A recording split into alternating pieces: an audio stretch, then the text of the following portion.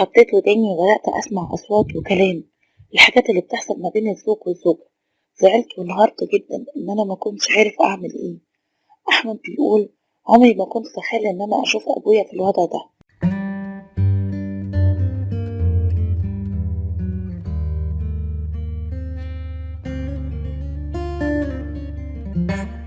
أبويا طول عمري هو القدوة وهو كل حاجة. أنا بتعلم منه الصح والغلط، بس إني أشوفه في الوضع ده من ساعتها وأنا مش قادرة أبص في وشه، ومش عارف كمان أعيش في البيت بعد اللي هو عمله. أبويا طول عمره شقيان علينا وبيشتغل، وأنا وحيد أبويا وأمي، وأمي ست على قد حالها ما بتشتغلش. لحد ما في يوم من الأيام أبويا تعب جدا.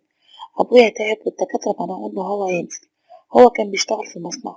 طبعا الحل اللي أبويا عمله إن هو طلع معاش مبكر، عشان طبعا ما ينفعش ينزل تاني بعد الحاجات دي، أو يعني بعد الأمراض اللي جت. وإن هو ما ينفعش يبذل مجهود وكده. طلع معاش، وانتوا عارفين بقى المعاشات والحاجات دي بتبقى صغيرة جدا. وقعد في البيت بس كان زعلان جدا، وأمي كان بدأ يبان عليها الزعل لأن المعاش صغير، وما كانش يقضي خالص حالنا ده. وأنا كنت لسه بدرس وحاولت إن أنا أشتغل، بس للأسف ما لقيتش. الحال بدأ يضيق، وبدأ أبويا يشوف أي حل وأي بديل عشان يعني يوفر لينا عيشة كويسة، بس للأسف ما لقيش. أمي كانت ليها واحدة بتشتغل خياطة، اقترحت على أبويا إن احنا نعمل أي مشروع معاها. فاستغرب، قال لها: منين؟ والفلوس اللي طلعنا بيها من المعاش قليلة جدا. قالت له إن احنا هناخد بس جزء منها صغير، وأنا عندي فكرة كده في دماغي، يمكن ربنا يوفقنا وتجيب لنا دخل تاني علشان ما نحتاجش نمد ايدينا لأي حد. قال لها: ايه الفكرة دي؟ قالت له إن احنا نشتري قماش ونعمل كام تصميم كده ونخليها تفصله ونسوق ونبيع على النت. المهم أبويا دخل في دماغه الفكرة دي، وأنا برضه كنت قاعد ورحبت بيها. قعدنا كام يوم كده لحد ما نناقش بعض، ولمينا الفلوس والحاجات دي. وجت صاحبة ماما دي اللي هي بتشتغل خياطة وعرضت عليها الموضوع، وطبعا رحبت وقالت لها: عادي، مفيش مشكلة، أعمل لك اللي انت عاوزاه. وفعلا بدأوا يشتغلوا مع بعض ويبدأوا التصميمات. وبدأت أنا أعمل صفحة على النت، والحمد لله بدأ يعني شوية بشوية الشغل يشتغل. فصاحبة ماما قالت لها: أنا بصراحة مش هقدر، ما شاء الله الدنيا بدأت تشتغل. قالت لها: أنا لوحدي ومش هقدر، فياريت نجيب بنتين معانا وكمان نشوف مكان. فطبعا المكان هيبقى غالي علينا. خلاص، أنا طبعا عندي حل، انتي تعالي عندنا في الأوضة يعني أوضة الضيوف عندنا، مش مشكلة، هنقضيها ونعملها زي أي مصنع. وفعلا جابت البنتين، والست جت بدأت كل يوم يجوا الصبح يعملوا ويخلصوا وينزلوا. والحال بدأ يمشي، والحمد لله القرش بدأ يجري معانا من تاني. كانت البنات بتخلص والست دي تقعد مع بابا وماما ويقعدوا يتحاسبوا عملوا كام قطعة وطلعوا منهم قد ايه واتباع قد ايه. المهم ان هم يتحاسبوا وانا ماليش دخل وماليش دعوة. انا كنت ببقى قاعد بعيد وشايف كل حاجة، بس ما بتدخلش في الحسابات دي. وفي يوم امي جيلها تليفون من البلد ان والدتها او جدتي يعني تعبانة قوي، ويعتبر كده، او بيقولوا ان هي بتموت، وعاوزة حد، او عاوزة بنتها طبعا وتروح، عاوزة بنتها طبعا تروح. فطبعا ما كانش ينفع ابويا يسافر معاها، فهي سافرت كام يوم عشان تطمن على والدتها وانا قعدت.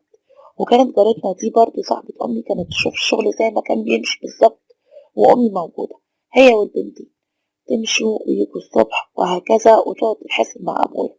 بس في يوم وأنا قاعد في أوضتي وعارف إن هما بيتحاسبوا، اتفاجئت اللي قاعدين فيه اللي هو يعني باب الأوضة مفتوح. اتفاجئت إن الباب اللي هما قاعدين فيه أو الأوضة يعني المفروض يقعدوا فيها، وإن بابها المفروض يكون مفتوح اتقفلت. فاستغربت جدا وقلت عادي، يمكن اتقفلت عشان ما خدوش بالهم واتقفلت وكده. بس بدأت أسمع أصوات كده من بعيد غريبة. قمت كده اتسحبت بالراحة وقربت، سمعت أصوات يعني كأنها بين أبويا وأمي. فاستغربت جدا ولقيت كلام ما ينفعش يتقال. أنا تعبت، لا كفاية كده، ما ينفعش اللي أنت بتعمله ده. أنا بصراحة كنت أول مرة أسمع حاجة زي كده، يعني زي ما يكون بيعمل حاجة زي كده هو وأمي. شيء إزاي يكون أمي وإزاي يقدر يعمل كده وأمي كمان مش موجودة. جريت على أوضتي وأنا متضايق جدا، وقلت برضو أنا مش هاخد أي قرار غير لما أتأكد وأشوف الوضع ما بينهم إيه. تاني يوم قاعدين برضو بيتكلموا وأنا قاعد في الصالة وشايفهم.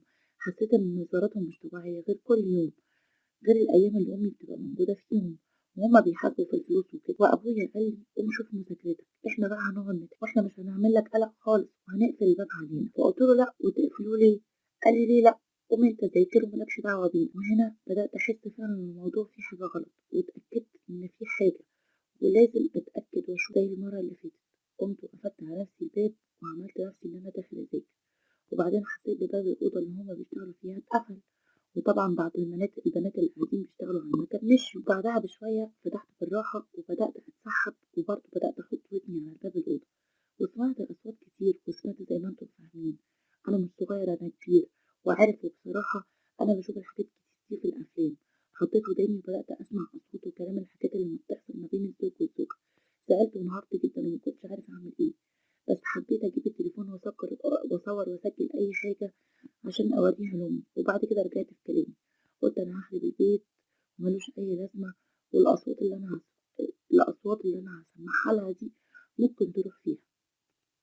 وفجأة غصب عني فتحت أو مسكت يعني باب الأوكرا وفتحت الباب من غيظي، ولقيتهم طبعا كده في وضع صعب جدا. مهما أقول لكم الوضع ده كان عامل ازاي، كان صعب جدا إن أنا ابني أشوف أبويا فالوضع ده مع واحدة تانية. وجريت على أوضتي وأنا مش عارف أعمل إيه. وبعدها بشوية لقيت أبويا داخل يتأسف لي وخجلان من نفسه وراسه في الأرض، وقعد يتأسف ويقول إن دي غلطة وإن ماما عاملاه. والكلام ده طبعا الرجالة بتقوله في اللحظة دي لأنه يعني مكسور، وأول مرة أشوف أبويا مكسور بالطريقة دي. وفي نفس الوقت أنا ما كنتش طايق أشوف شكله بصراحة، ما أخبيش عليه. وفي نيتي إن أنا أقول لأمي إزاي تقبل تدخل واحدة زي دي قدام أبويا بعد اللي حصل ما بيني وما بينكم. أنا مش عارف أعمل إيه، كده البيت هيتخرب والشغل هيقف والدنيا هتقف وهيحصل مشاكل. أنا مش عارف الوضع دوت ومش قادر. الوضع ده صعب جدا عليا ومش قادر أعيش، وأبويا شايفه رايح يقول لأمي ولا أقول لها ولا ما أقولهاش، وأخلص ضميري وأتقبل الاعتصام بتاع أبويا وهي فعلا غلطة مش هتحصل تاني ولا لأ.